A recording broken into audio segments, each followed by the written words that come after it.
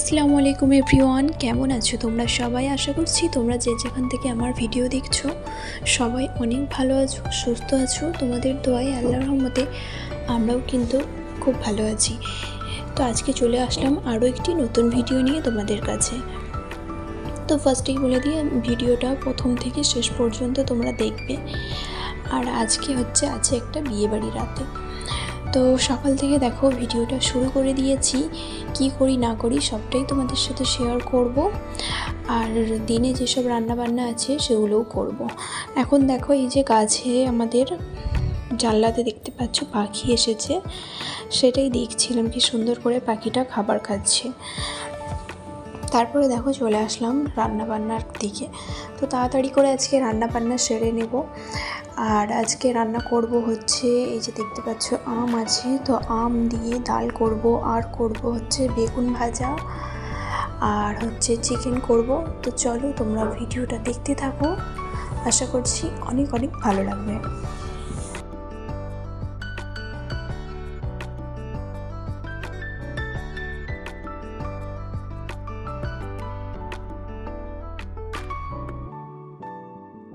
তো এইদিকে আমার সবজিটা কাটা হয়ে গেছে, তোমাদেরকে দেখালামই। তারপরে যেটা করছি সেটা হাজব্যান্ডের জন্যে ডিম সেদ্ধ করতে চাপাবো। আর আমার নাস্তা হয়ে গেছে, সবারই নাস্তা হয়ে গেছে। তো তাড়াতাড়ি করে এবার রান্নাটা করব। কি বলো তো, রান্না করব, কাপড় ধোবার আছে। আর দুদিন ধরে 2-3 দিনের কাপড় পুরো জড়ো করে শুকনো রাখা আছে, সেগুলোকে গোছাতে হবে। তো সমস্ত কিছু করে আবার যে রাতে বললামই বিয়েবাড়ি আছে, তো সেই জন্যে একটু তাড়াহুড়ো করছি। কেন কি তাড়াতাড়ি আমাদেরকে বেরোতে হবে রেডি হয়ে, বুঝতেই পারলে। তো এইদিকে দেখো ডালটা বসিয়ে দিয়েছি, আম ডাল হবে। আর যে একটু করলা ছিল, সেটাও একটু চচ্চড়ি করব। এই যে সব মশলা দেখতে পাচ্ছ মাখিয়ে দিয়েছি এখানে। তো এটাকে খুব ভালো করে হাতের সাহায্যে দেখছো আমি মাখিয়ে নেব। এইভাবে হাতে করে সমস্ত মশলা দিয়ে সেজে রান্না করলে কিন্তু বেশ ভালো লাগে। একদম হালকা মশলা দিয়েছি আমি। তো এইভাবে করলাটা করব আর চিকেনটা করব। তো চলো তোমরা সাথে থাকো, ভিডিওটা স্কিপ না করে পুরোটা দেখতে থাকো। আজকে ভাবলাম চিকেন আনা হয়েছে, তো চিকেনটার প্রায় দিনই আমাদের চিকেনের এমনি তরকারি হয়। তো আজকে ভাবলাম একটু চিকেন চাপ করি। রোজ রোজ একঘেয়েমি খাবার কার খেতে ভালো লাগে বলো? একটু চেঞ্জ করে খেতে কিন্তু সবারই ভালো লাগে। তো দেখো সবার চিকেনটা কিন্তু আমি অনেক আগেই ধুয়ে পরিষ্কার করে সব মশলা ম্যারিনেট করে রেখে দিয়েছিলাম। আর এই যে দেখো এখানে আমার প্রায় হয়েই গেছে, আর একটু শুধু শুকনো হবে, তেলটা ছেড়ে দিলেই কিন্তু আমার হয়ে যাবে। আর এইদিকে বেগুন ভাজাও হয়ে গেছে। আর গরম পড়া মানে আমাদের বাড়িতে রোজ দিনই আম ডালটা তো মাস্ট থাকবেই।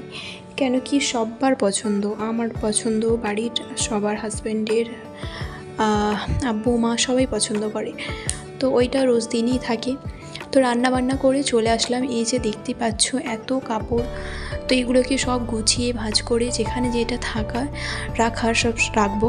আর ওইদিকে আমার কিন্তু কাপড় কেচে মেলেও দিয়েছি, ঘরগুলোকে মুছলাম। তারপরে এসেছি এগুলো গুছাতে। তো এগুলো গুছিয়ে দিয়ে তারপরে যাব গোসল করতে। তো দেখতেই পাচ্ছ কত কাপড়, কম করে এটা 3 দিনের কাপড়, ধোয়া কাপড় সব এগুলো রাখা ছিল। কি বলো তো, এক এক দিন না আমার কাজ করতে ইচ্ছা হয় না, আবার এক এক দিন কাজ করার এতই জোশ থাকে যে সব করে ফেলি। আবার এক এক দিন না মন হয় না, চাই না মন, জড়ো করে রেখে দিই যে গোছাবো পরে, আজকে নয় কালকে। তো কাল করতে করতে দেখো আজ 3 দিন হয়ে গেছে। তো এত হয়ে গেছে, তো দেখতে খারাপ লাগছে নিজেকেই। তো ভাবলাম কি না, আজকে সমস্তটা গুছিয়ে ঘরটা পরিষ্কার করি। আর দেখবে যখনের কাজ তখনই সেরে ফেললে কিন্তু সব থেকে ভালো হয়। সেটা যদি বেশি দিন হয়ে যায় তারপরে না আর ইচ্ছা হয় না, আর নিজের ওপরেই চাপ হয়ে যায়। এই যে দেখতে পাচ্ছ এত কাপড়, কোনটা থেকে শুরু করব, কোনটা গুছাবো না গুছাবো আমার না মাথাই কাজ করছে না। তারপরে দেখো আমার ছেলে এখানে, আমি গুছিয়ে রাখছি, ও এসে সব ছুঁড়ে ফেলছে, এই করে, দেখতে পাচ্ছ। তো একটু তাড়াহুড়ো করেই আমি গোছাচ্ছি, কেন কি আবার ইজানকে খাওয়ানোর আছে, ওকে খাওয়াতে বসা তো আমাকে জানোই কতটা সময় লাগে। তারপরে আমি ভাবলাম যে পরে যেটা যাব সন্ধ্যেবেলা, তো সেগুলো এখনই সব বার করে আমি রেডি করে একদম হাতের সামনে রেখে দেবো। কেন কি আমার রেডি হতে এত টাইম লাগে, তো সেই জন্য হাজব্যান্ড আমাকে আগে থেকেই কোথায় যাওয়ার হলে বলে দেয় যে তুমি বাবা যাওয়ার 3-4 ঘন্টা আগে থেকে রেডি হতে লাগবে। তো সেই জন্যে দেখো এই যে ব্ল্যাক কালারের স্যুটটা আমি বার করেছিলাম, প্রথমে ভেবেছিলাম যে এটা স্যুট পরে যাব, তো তারপরে আবার শাড়ি বার করলাম। তো তারপরে হাজব্যান্ড বললো না শাড়ি পরো, তো সেই বুঝে শাড়িটাই পরেছিলাম, স্যুটটা আর পরা হয়নি। আর কি বলো তো, বিয়ের পর থেকেই মানে যেখানেই আমি যাই না কেন, তো কাপড়ের দিক থেকে আমি নিজে মানে বুঝে উঠতে পারি না যে কোনটা পরে যাব। তো প্রথমেই মানে যেখানেই যাই প্রথম থেকেই আমি ওকেই জিজ্ঞাসা করি যে কোনটা পরবো। তো আলমারি খুলে জিজ্ঞাসা করি এটা ওটা, তো ওই পছন্দ করে দেয়, তারপরে আমি ওর পছন্দ মতোই পরি। আর আমার একটা অভ্যাস আছে, ছোট থেকেই কোথাও যাওয়ার আগে আমি মানে একসাথে 3-4টে কাপড় বার করি, যে পরে না দেখতে থাকি যে কোনটাতে ভালো লাগছে, একবার এটা পরবো একবার ওইটা পরবো, তারপর যেয়ে একটা ফাইনাল করি। তো এই জিনিসটা ছোট থেকেই আমার মধ্যে আছে। যখন কলেজ যেতাম তখনও সেম জিনিস করতাম। কলেজ যাওয়ার সময় তো ভাবতে পারছো একসাথে 3-4টে কাপড় বের করে একবার এটা পরতাম একবার ওইটা পরতাম, মানে বুঝে উঠতে পারতাম না যে কোনটা পরে যাব। তো এই জন্যে আর সেই জিনিসটা আমার এখনও রয়ে গেছে। তো এই জন্যে না আমার কোথাও গেলে রেডি হতে খুব টাইম লাগে। তো এই যে দেখো এই শাড়িটা পরবো, তো এই শাড়িটা কিন্তু খুবই একটা পছন্দের শাড়ি, এটা বিয়ের সময় গিফট পেয়েছিলাম। তো এইটা দিয়ে শাড়িটা 2বার পরবো, এর আগে একবার পরেছিলাম আর এখন একবার পরবো।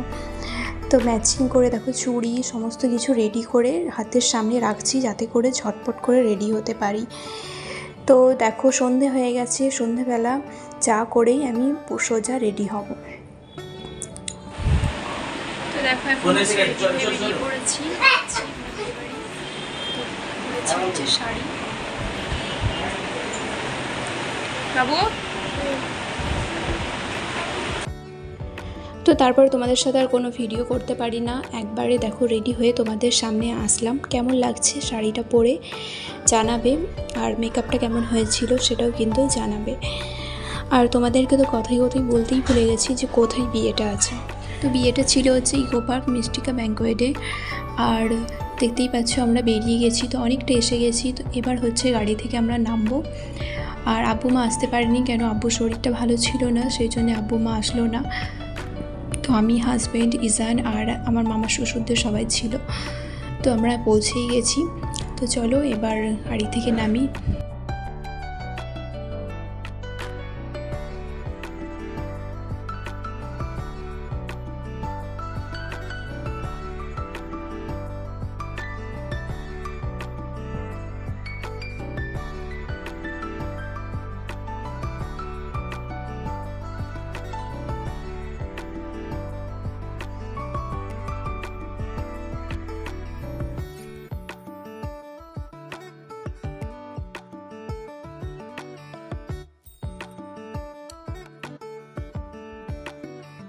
তো দেখো একটা গাড়িতে ছিলাম আমরা, ছোটো মামি আর বড় মামা। তো বড় মামি, তারপরে ইজান, হাজব্যান্ড, ওরা সব আর একটা গাড়িতে ছিল। তো আমরা আমাদের গাড়িটা আগে এসে গেছিলো। তো এখানে এসেই আমরা দেখো প্রথমে স্টার্টার খাচ্ছিলাম। আর এই যে দেখতে পাচ্ছ হলটা খুব সুন্দর করে সাজিয়েওছে। তো বিয়েটা ছিল হচ্ছে ইকবাল আহমেদের ছেলের, যে কিনা একসময় আমাদের খানাকুল জেলার MLA ছিলেন। তো তারই ছেলের বিয়েতে আমরা গিয়েছিলাম। তো হলটা দেখতেই পাচ্ছ খুব সুন্দর আর অনেকটা বড় ছিল, আর প্রচুর লোক হয়েছিল। তো এই যে দেখতেই পাচ্ছ সব এসে গেছে, আর হাজব্যান্ডরাও এই মাত্র এসে পৌঁছালো। তো ওনারা এখন খাওয়া দাওয়া করছে, আর আমি আর ছোটো মামি আমরা স্টার্টার খেয়ে আমরা বসেছিলাম। আর কি জানো তো, একটা মিস্টেক হয়ে গেছে। তো ভেতরে যখনই ঢুকি গেট থেকে, আমি ফোনটা কী করি ব্যাগের মধ্যে রেখে দিয়েছিলাম। তো ভেতরে ঢুকেই দেখি স্টেজে টিভি অ্যাক্টার্স আমাদের মহসিন খান আসছিলেন। তো মানে সেই সময়টা তাড়াহুড়ো করে ফোন বার করব না তাকে দেখব, তো এই হতে তখন সে বেরিয়ে যাচ্ছিলো স্টেজ থেকে নেমে। আমাদের যেতে অনেকটা লেট হয়ে গেছিলো, তো তখন সে বেরিয়ে যাচ্ছে, তখনই আমরা ঢুকছি। তো পুরো সামনাসামনি একদম মানে দেখা, ভাবো কিন্তু না তার সাথে একটা ভিডিও করতে পারলাম না কথা বলতে পারলাম। তো খুব আফসোস লাগছিল, আমি আগে যদি জানতাম ফোনটা আগে থেকে হাতে বের করেই রাখতাম। তো যাই হোক, তারপরে আর আসেনি, একবারই আসছিল।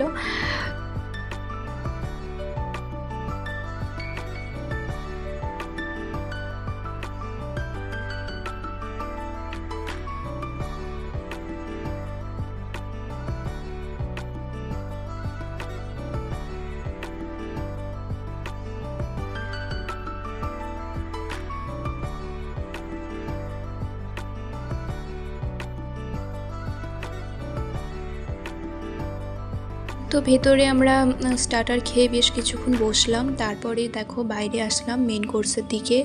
আর এই যে এখানে দেখতে পাচ্ছ সব ডান্স হচ্ছে, গান হচ্ছে, আর প্রচুর প্রচুর লোক, আর জায়গাটাও প্রচুর বড় ছিল।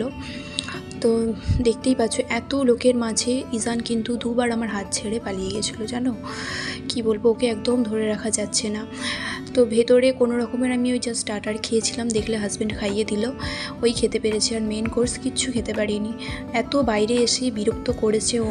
তো তাড়াতাড়ি করে খাওয়া দাওয়া করে এবার আমরা বেরিয়ে যাব, কেন কি অনেকটা দূর যেতে হবে, আর অনেকটা রাতও হয়ে গেছে।